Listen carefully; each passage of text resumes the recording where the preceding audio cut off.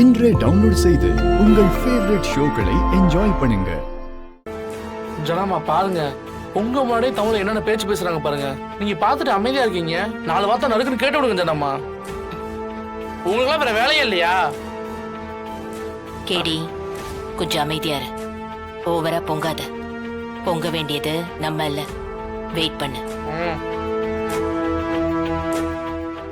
ஏன் மீனா, உன் மருமகதான் கொண்டு வந்து நீட்டுறானா? நீயாவது சொல்லக்கூடாதா? கல்யாணம் ஆகி எந்த நல்லதும் நடக்காதவ கையால. நிறுத்துங்க. எங்க வந்து என்ன பேசிட்டு இருக்கீங்க?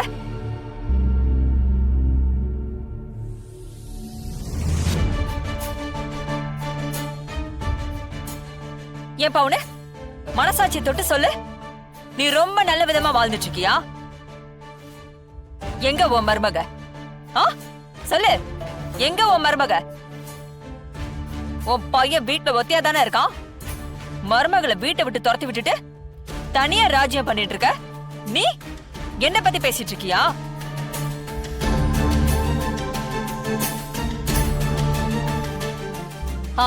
இன்னொருத்தவங்க என்ன பேசினாங்க? லக்ஷ்மி, உன் குடும்பத்து நிலைமை என்ன? உன் பையன் உன்கிட்ட பேசுறதே இல்லையாமே. எப்ப பாரு உனக்கும் உன் மருமகளுக்கும் நடக்கிற சண்டைய விளக்கவே முடியலையாமே. தனி கொடுத்தனம் போறதுக்கு ஏற்பாடு பண்ணிட்டு இருக்கானாமே உன் புள்ள. நீங்கெல்லாம் ஏன் மருமகளை குறை சொல்லலாமா?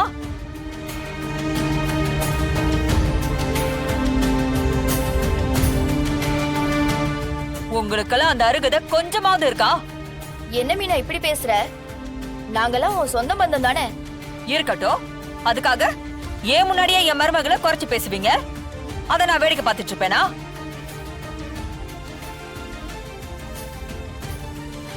அவங்க சின்னஞ்சிருசுங்க.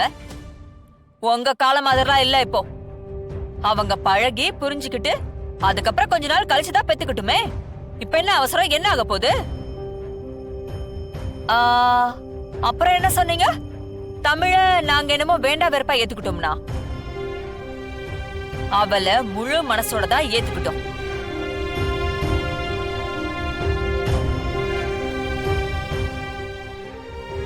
அவ என் புள்ளைக்கு ஏத்தவளாதான் இருக்கா.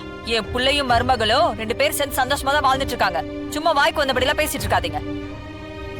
முத்தம்மா, தட்டை வாங்குங்க. தமிழ் குடு.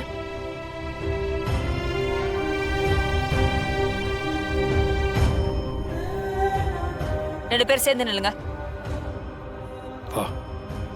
போ, போய் குழந்தைய வாங்கிக்கோ. குழந்தைய கொடு.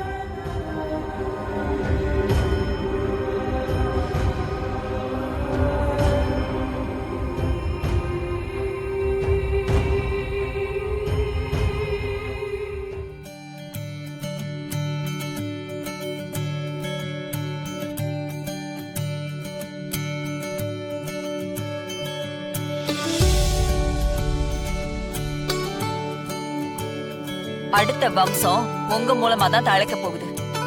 அதனால்தான் உங்களுக்கு விபூதி வச்சு விட்டேன்.